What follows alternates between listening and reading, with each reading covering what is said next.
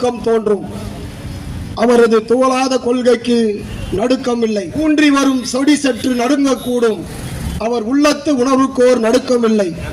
வான் தவழும் வெண்மேக தாடி ஆடும். அவர் வற்றாத கொள்கைக்கு ஆட்டம் இல்லை. ஆன்றவிந்த பெரியார்க்கும் பெரியார் நம் ஐயாவுக்கு நிகர் அவரே மற்றோர் இல்லை. நீதிமன்ற நீதிக்கே நீதி சொல்வார். நீதிமன்ற நீதிக்கே நீதி சொல்வார். நெறிகெட்டு வளைந்ததெல்லாம் நிமிர்த்தி வைப்பார். சாதி எனும் நாகத்தை தாக்கி தாக்கி சாகடித்த பெருமை அவர் தடிக்கே உண்டு. வாழ்க பெரியார். சுயமரியாதை நூற்றாண்டு விழா, தந்தை பெரியாருடைய பிறந்த நாள் விழா, மே 17 இயக்கத்தின் சார்பாக அருந்ததியர் உள்ஒதுக்கீடு வரலாறும் அவசியம் என்ற நூல் வெளியீட்டு விழாவை சீரும் சிறப்போடு நடத்தி கொண்டிருக்கிற மே 17 இயக்கத்தையும் தாய் தமிழர் இயக்கத்தையும் அவர்களுக்கு அந்த நிர்வாகிகளுக்கு மனமார்ந்த பாராட்டுகளையும் வாழ்த்துக்களையும் தெரிவித்துக் கொள்ள கடமைப்பட்டிருக்கிறேன்.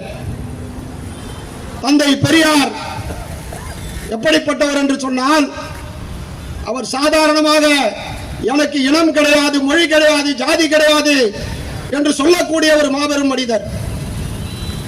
ஒரு நாட்டிலே இருக்கிற அரசன் மற்றொரு சிற்றரசனை ஆதிக்கம் செலுத்துவான் என்று சொன்னால் நான் அந்த சிற்றரசன் பக்கம் தான் நிற்பேன். ஒரு சிற்றரசன் அங்கே அந்த நாட்டிலே இருக்கிற சிற்றரசன் அரசர்கள் இருக்கிற நாட்டிலே ஒரு மதம் இருக்கிறது. அங்கே இருக்கிற மதங்கள் இருந்தால் அதில் பெரிய மதம் சிறிய மதத்தை ஆக்கிரமிப்பு செய்தால் நான் சிறிய மதத்தின் பக்கம் நிற்பேன். அதே மதத்தில் சாதிகள் இருந்து பெரிய சாதிக்காரன் சின்ன சாதிக்காரன் என்று சொல்லி எண்ணிக்கை அடிப்படையில் தாழ்த்துவான் என்று சொன்னால் நான் எண்ணிக்கையில் குறைந்த அந்த சிறிய சாதிக்காரன் பக்கம் தான் நிற்பேன். அதே சாதியிலே ஒரு முதலாளி ஒரு தொழிலாளியை ஒடுக்குவான் என்று சொன்னால் நான் தொழிலாளியின் பக்கம் நிற்பேன். அதே தொழிலாளி வீட்டுக்கு சென்று தன் மனைவியோ மகளையோ பெண் என்று ஒடுக்குவான் என்று சொன்னால் நான் அந்த பெண் பக்கம் தான் நிற்பேன். மொத்தத்தில் நான் ஆதிக்கத்திற்கு எதிர்ப்பானவன் என்று சொல்லி ஆதிக்கத்திற்கு ஆதிக்க சக்திகளுக்கு எதிராக இறக்கும் வரை போராடிய தலைவர் தான் தந்தை பெரியார்.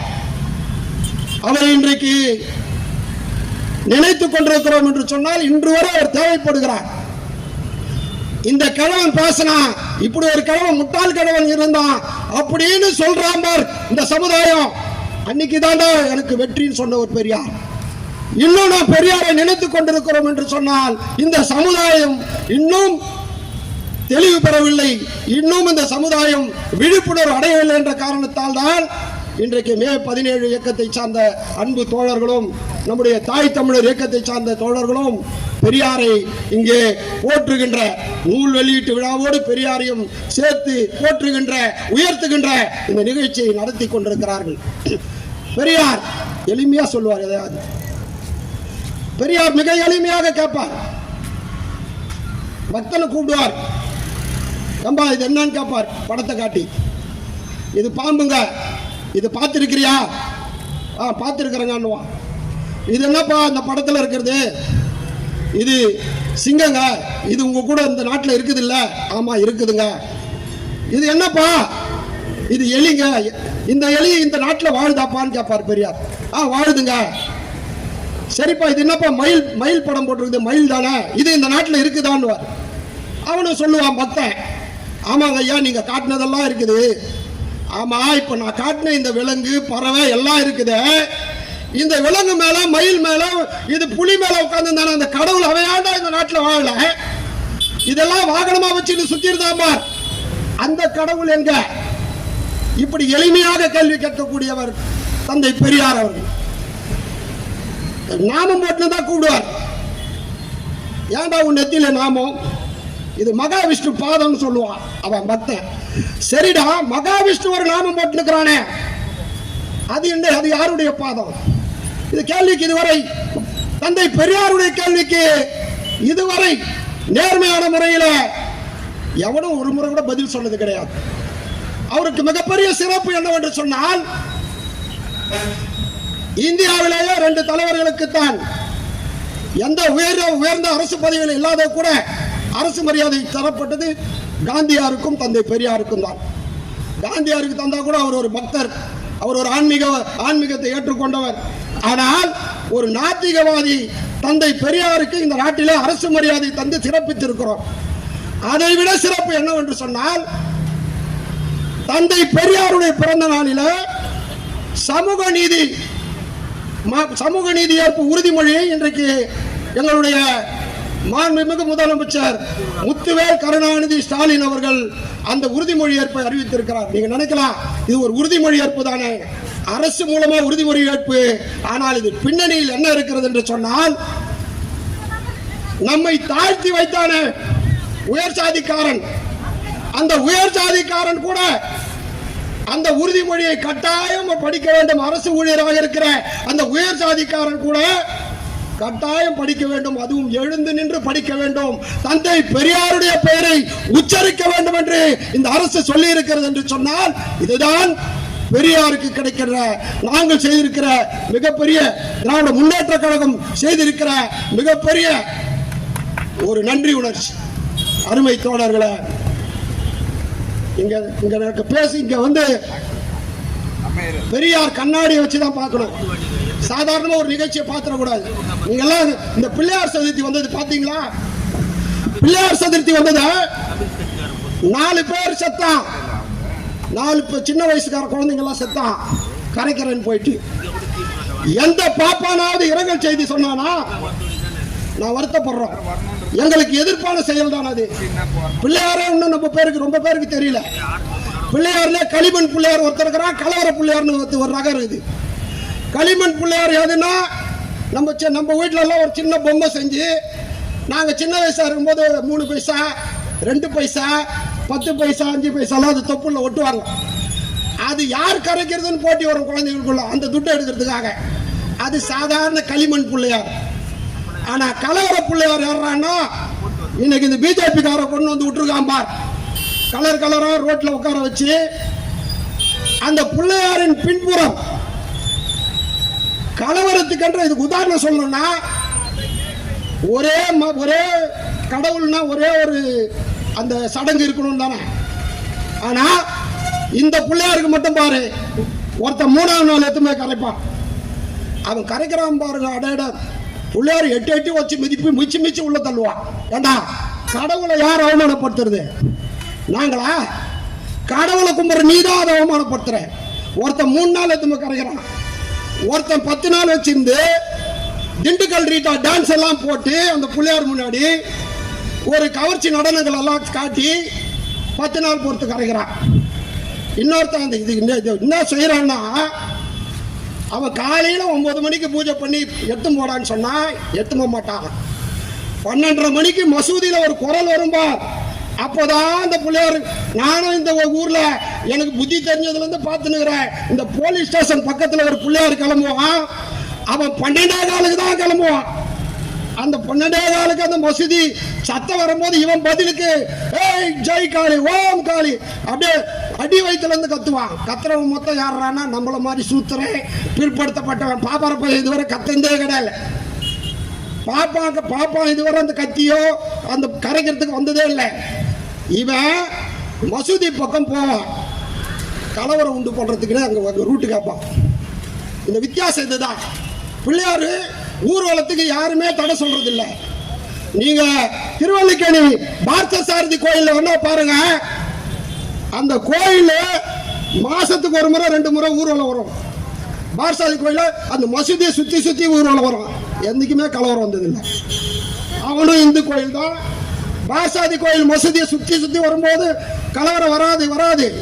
இங்க இருக்கிற பிள்ளையார் கூட, ரெடில்ஸ்ல இருக்கிற பிள்ளையார் கூட சில நேரம் சுத்தி வருவாரு, மசூதி பக்கம் வருவாரு. கலவரம் வந்தது கிடையாது. இந்த பிள்ளையார் மட்டும் கலவரம் வருதுன்னா இவன் பிஜேபி பிள்ளையார். அவன் ராமரை RSSல சேர்த்துட்டானுங்க, பிள்ளையார பிஜேபியில சேர்த்துட்டானுங்க. இதுதான் இந்த வித்தியாசத்தை எப்படி பார்க்கணும்னா, பெரியாருடைய கண்ணாடி போட்டு பார்த்தாதான் இந்த வித்தியாசம் தெரியும். பிள்ளையார் ஊர்வலத்தில் வேண்டுமென்று சிறுபான்மை சமுதாய மக்களை தாக்குவதற்காக அல்லது தன்னுடைய கட்சி வளருவதற்காக அதை ஒரு வாய்ப்பாக பயன்படுத்திக் கொள்வதற்கு தான் இந்த பிள்ளையார் ஊர்வலம். லோக்கல் பிள்ளையாருக்கும் எங்க இவங்களுக்கு எந்த எந்த இப்ப இது பெரியார் பூமின்றதுக்கு இன்னொரு உதாரணம் சொல்லட்டுமா? இவன் வடநாட்டுல எல்லாம் கலவரம் பண்ற மாதிரி தமிழ்நாட்டில் கலவரம் பண்ணலான்னு பார்த்தா பிஜேபி காரன் இங்க பாய் என்ன பண்றாங்க தெரியுமா? பிள்ளையார் ஊர்வலம் வந்தா ஸ்வீட் எடுத்து நிக்கிறாங்க. டேய் கத்தறத கொஞ்சம் சாப்பிட்டு போடா ஸ்வீட்டை. இந்த தமிழ்நாட்டில் இஸ்லாமியரையும் இந்து வெறியனை அமைதிப்படுத்துவதற்காக அந்த இஸ்லாமியர்களும் கூட வரவேற்கக்கூடிய அளவிற்கு பக்குவப்பட்டிருக்கிறது என்று சொன்னால் அதுதான் பெரியார் பூமி, அதுதான் பெரியார் சிந்தனைக்கு கிடைத்த வெற்றி. இன்னைக்கு எனக்கு முன்னால பேசிய தோழர்லாம் சொன்னாங்க, விஜய் பெரியார் சிலைக்கு மாலை வச்சுட்டாருன்னு. இன்னைக்கு வரைக்கும் அது சரி, இனிமேல் பட்டு எப்படின்னு சொல்ல முடியாது. இன்னைக்கு அது சரியா வச்சிருக்காரா? பரவாயில்ல. ஆனா அவர் சிலைக்கு மாலை வச்சவன ஒருத்தர் இருக்கிறான் பார், அந்த ஆமக்கறி பூனைக்கறி எல்லாம் துண்ண ஆளு. அவன் என்ன சொல்றான், இதே போன்று விஜய் அனைத்து தலைவர்களுக்கும் மாலை போட வேண்டும். இந்த வருஷம் நீயா மாலை போடல, அது சொல்லு. நீ தமிழர் தலைவர்களுக்காக மாலை போடணும். அது அர்த்தம் என்னன்னா பெரியார் தமிழர் இல்ல. இப்ப நான் கேட்கிறேன், மாலை போட வேண்டும் என்று சொல்லுகிற அந்த அரைவேக்காடு சந்தர்ப்பவாத திரள் நிதியில் வாழுகின்ற அந்த பிச்சைக்கார சீமான், நாம சொல்லல, சீமானே சொன்னதான் நான் பிச்சை எடுத்து தான் வாழறேன்னு. அந்த சீமானு கிட்ட ஒரே ஒரு கேள்வி பல இளைஞர்கள் அறிய வேண்டும் என்பதற்காக நாங்க மாலை போடுறோம் போடாம போறோம். அடுத்த கட்சிக்காரன், நீ காளிமுத்துக்கு ஏடா மாலை போடுற? அது காரணம் சொல்லு. நீ தமிழன்னு சொல்றல்ல, காளிமுத்து பொண்ணு தெலுங்கு மனைவிக்கு பிறந்த தெலுங்கு பொண்ணை கட்டிக்கின, அது கூட பரவாயில்ல. உங்களுக்கு காதல் தெலுங்கு பெண் மேல வரக்கூடாது என்பதெல்லாம் அது பரவாயில்ல. ஆனால் பிரபாகரனை பிடித்து வந்து தூக்கில போட வேண்டும் என்று சட்டமன்றத்தில் தீர்மானம் நிறைவேற்றிய அதற்கு முன்மொழிந்த அன்றைக்கு சபாநாயகராக இருந்த காளிமுத்து படத்துக்கு நீ ஒரு ஈழத்தமிழர்களை கொன்று குவித்த சிங்கள இனத்திற்கு ஆதரவாக நம்முடைய தமிழகத்துக்கு போராடிய தலைவர் பிரபாகரன் அவர்களை தூக்கில் போட வேண்டும் என்று சொன்ன காளிமுத்து படத்துக்கு நீ மாலை போடுகிறாய, அதுக்கு காரணத்தை சொல்லு. அடுத்து நீ பேசு. எல்லாம் இங்க வந்து சீதாராமன் வருது, சீதாராமன் வந்து மிரட்டுது. ஆனா இங்கதான் அழகா பதில் கொடுக்குறோம். சீதாராமன் வந்து கூப்பிடுது, அந்த எம்மா பண்ணு அப்படியே கொடுத்தா பிரச்சனை இல்லை, கிரீம் தனியா இருந்தா அது ஒரு வரி, ரெண்டும் சேர்த்தா 18% வருது. கூப்பிடுறதே கூட்டமே அந்த கடை உரிமையாளர்களுக்கு கூப்பிட்டுதான் குறை கேட்கிற கூட்டம்.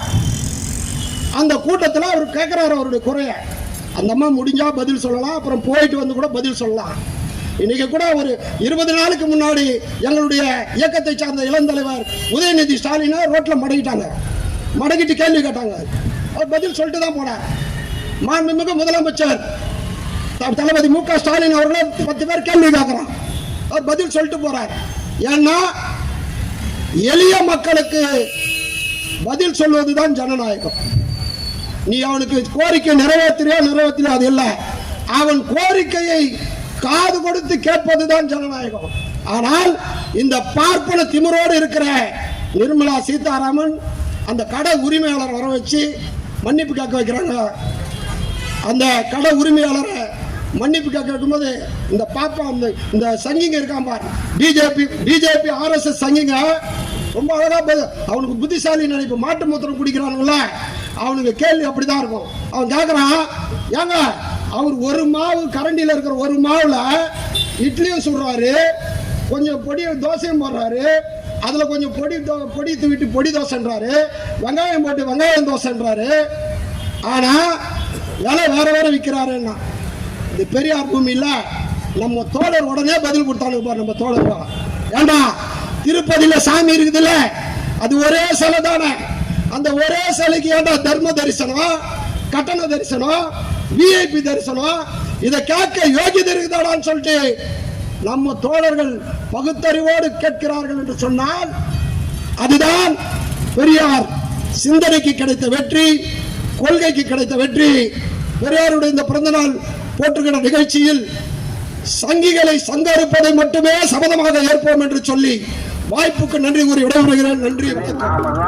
காட்டுமிராண்டிகள் 500 கோடி மக்கள் 450 கோடி மக்கள் உள்ள உலகம்னா அதுல நாமெல்லாம் காட்டுமிராண்டிகள், கீழ் மக்கள், ஈன ஜாதி மக்கள்.